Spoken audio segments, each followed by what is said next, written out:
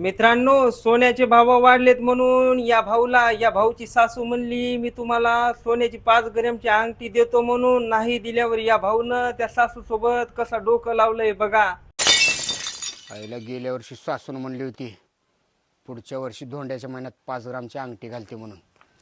आईला एक काम करतो, सासूलाच फोन लावतो, त्याच्याशिवाय सोनं मिळणार नाही. काय हो का बडबडाला एकटं? काय बडबडालाय म्हणजे धोंड्याचा महिना चालू झालाय, तुझ्या मायेनं मला 5 ग्रामची अंगठी घालतो म्हणली आहे.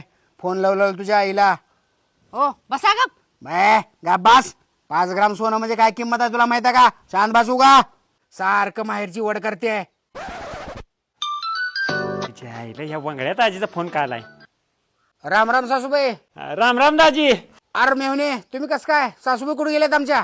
अहो ती गावाला गेल्या. बरोबर काय असं ना, दोंडे खायला तिकडे उलवलो सासरवाडीला.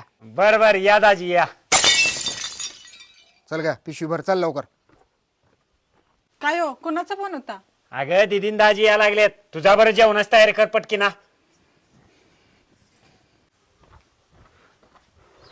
राम राम दाजी, का आलायसा? म्हणजे कसा आलायसा विचारायचं तो. दिसायला गेला का? कसा आला का? बस स्टँड पासून चालत आलोय, घामाला पार डबडब झालोय. चल पाणी दे. चला चला चला. नशिबाला सासरवाडी भेटली. चाल मध्ये. चला या. लाईट नाही, खिडकीजवळ बसा.